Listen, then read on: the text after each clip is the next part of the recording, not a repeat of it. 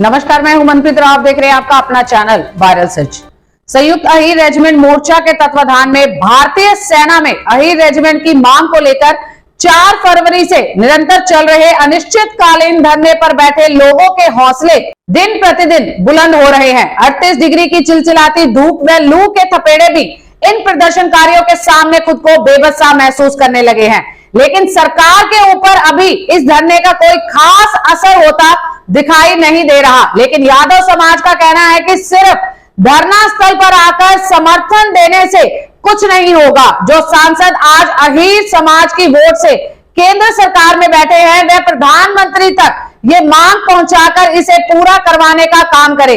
अब समाज अपना सम्मान लेने के लिए ज्यादा इंतजार करने वाला नहीं है।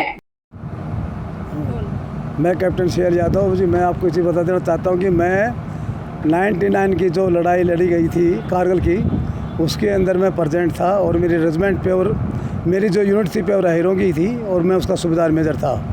तो आपको एक चीज़ बता देना चाहता हूँ कि उस लड़ाई के दौरान करीबन 490 लगभग जो है जवान शहीद हुए थे, जिसमें 75 हमारे वीर अहीर रेजिमेंट के जो जवान थे जो कि उस मोर्चे के ऊपर डटे हुए थे।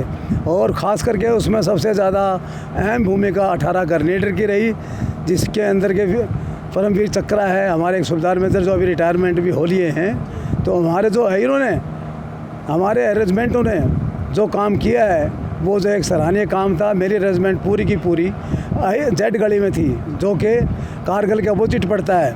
उसके पीछे से हमने पाकिस्तानियों को घेरा और उस मोर्चे को तोड़ा और इसलिए वहाँ पर जो है जा कर के हमारे हिंदुस्तान के जवान, हमारी रेजिमेंट हैं, वहाँ पर जाकर लड़ाई में सक्सेसफुल हुई।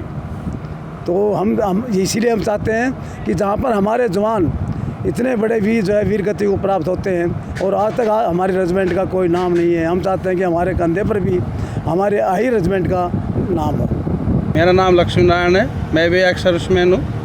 और सबसे पहले आपके वायरल सच का धन्यवाद करना चाहेंगे कि आज हमारा 78वां दिन है धरने का और आप लोग हमारे बात को सरकार तक पहुँचाने का काम कर रहे हो।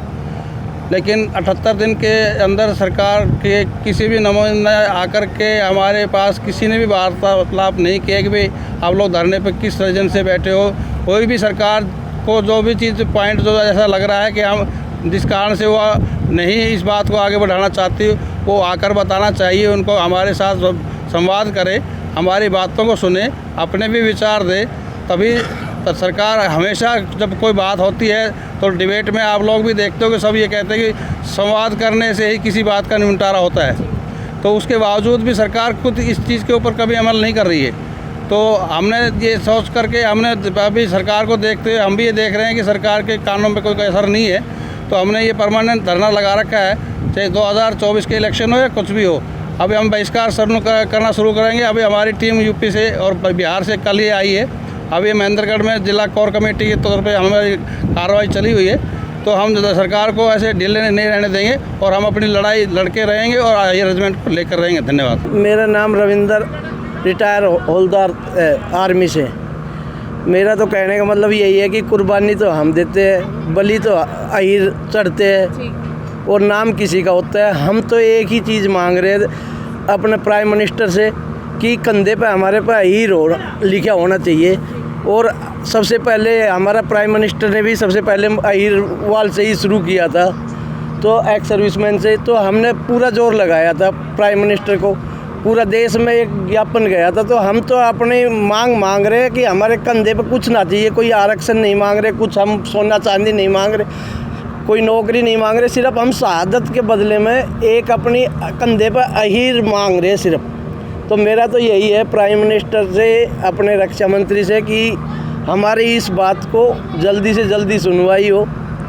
हम तो अलग जगह रख के अभी अपना स्टेट में चल रहा है, पूरा देशव्यापी करेंगे और इसको आगे तक लड़ाई लड़ेंगे। नहीं देंगे तो प्राइम मिनिस्टर को यही है, नहीं तो प्राइम मिनिस्टर हमारे पास तो वही राज करेगा जो हमारे कंधे पर अहीर लिखवाएगा। सरकार की तरफ से अभी कोई आश्वासन नहीं मिला है। मेरा ख्याल तो विदेशी ताकत है जो हमारा अहीर रेजिमेंट ना बढ़ाने चाहे। विदेशी ताकत कौन सी है? सबसे पहले टक्कर अंग्रेज़ों ने अहीर यादवों ने ली थी। अब याद हुआ कि उनको ये पता है यादव रेजिमेंट बन गई तो ये कभी भी काबू में नहीं आएंगे। पाकिस्तान, चाइना सब ने पता है। और क्या करें तो कितना ही जोर लगा लो, नहीं अहीर जो है इतनी कट्टर कौम है, ये लड़ाई में कभी पीछे नहीं हटेंगे।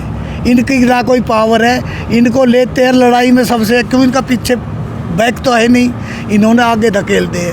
चाइना की लड़ाई हो चाहे कोई भी हो, मतलब क्यों इनकी बैक नहीं है। और लड़ाई ये है सगड़ा देश की रखवाली ये करे और इनके कंधे पर रेजिमेंट का नाम नहीं है। यादव समाज का तो यही कहना है कि वह अपना अधिकार मिलने के बाद ही इस धरने को समाप्त करेंगे। लेकिन देखना यह होगा कि क्या सरकार मॉनसून सत्र में इस विषय पर कोई निर्णय लेगी या फिर किसानों की तरह यादव समाज को भी किसी बड़े चुनावों तक का इंतजार करना होगा।